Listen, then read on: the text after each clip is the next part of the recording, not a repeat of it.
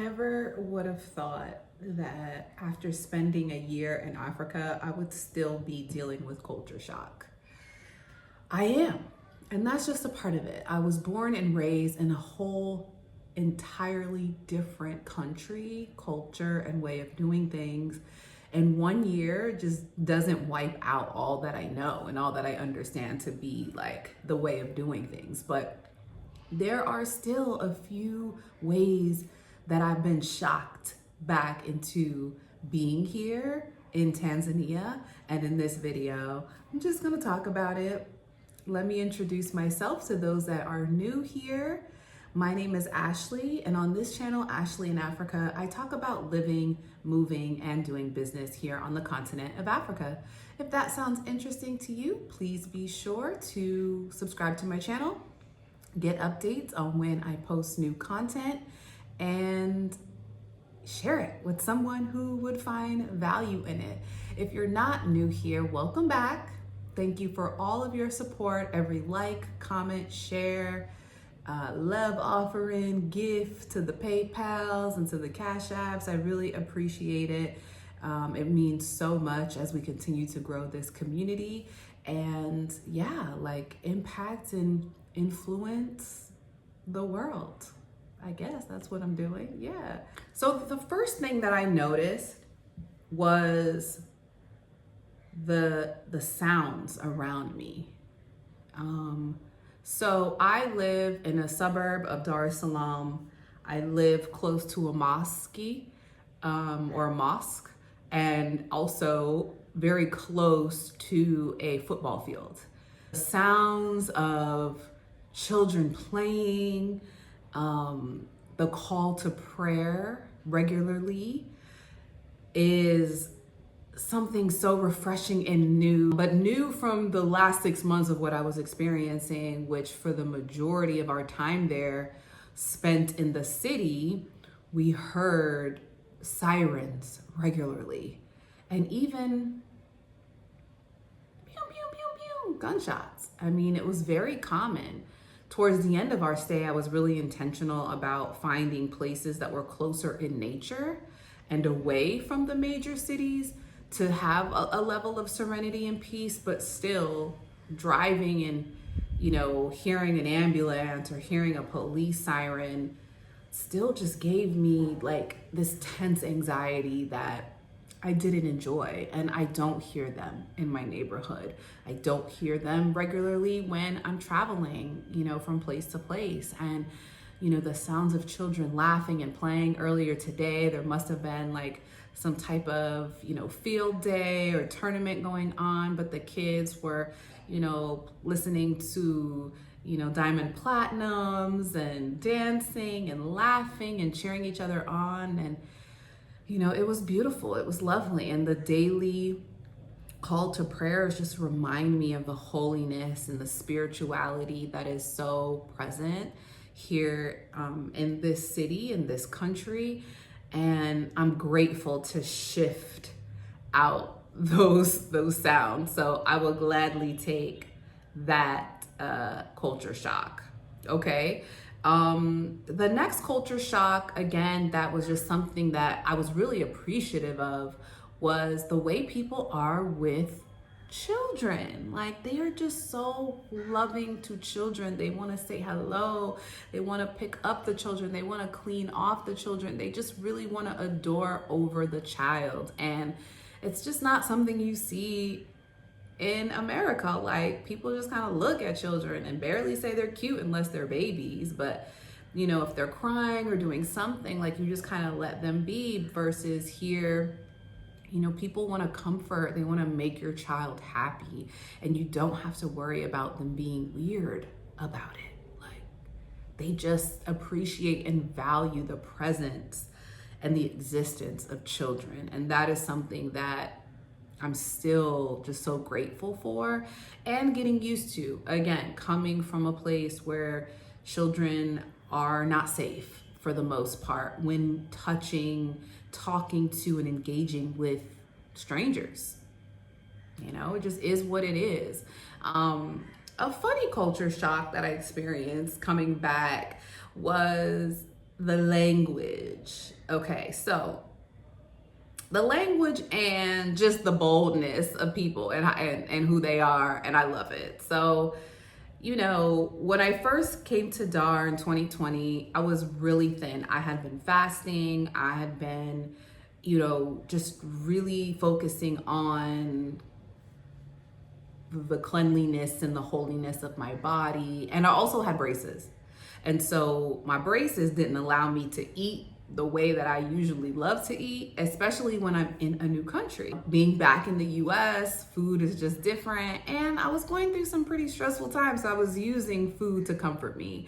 And I gained some weight. You know, I know that women, our body changes as we age, and hormones and different life circumstances, you know, add or subtract pounds and inches from the waistline. But what was so funny is that all of my like African friends and family were just like, "You're big."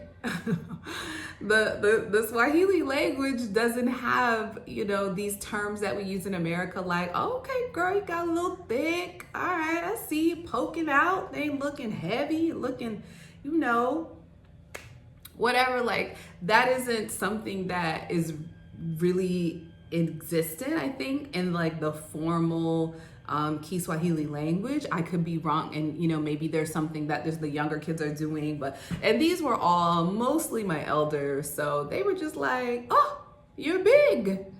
And you know, I laughed at it because I am very clear on what happened, what's going on. But that, you know, also just being home is going to allow me to relax, eat better foods, focus on my health again and my wellness, my physical health and wellness. And, you know, already I'm seeing the signs of it. And so now they're not saying it like, "Oh, you're big." They're like, "Oh, you're big, but not too big."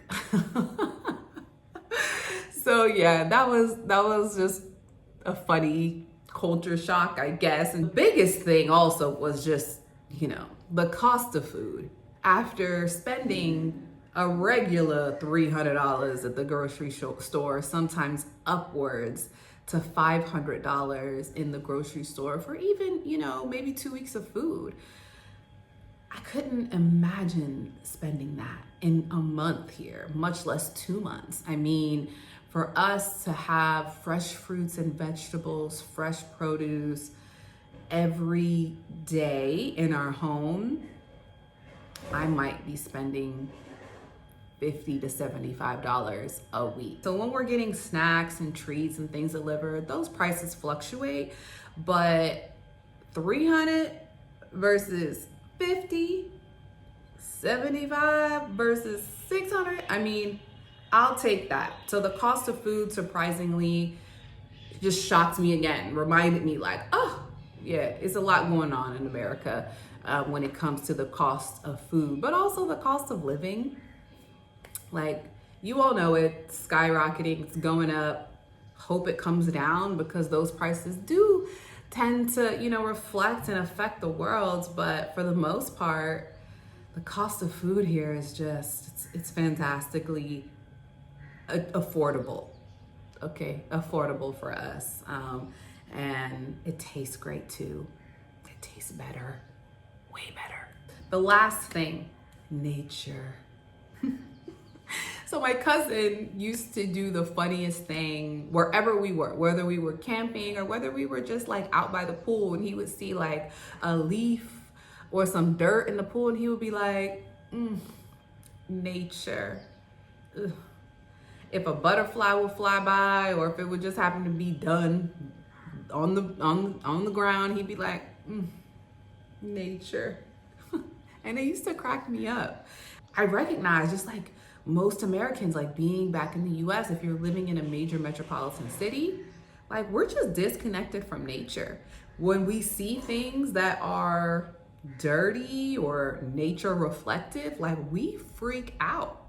Bugs, animals, and yeah, it's that's the biggest shock that I had, was remembering like, wow, like Africans are so one with nature, at least those that, aren't living in these major metropolitans. And, even those that are, and they go back to their homes or to their villages and they reconnect regularly.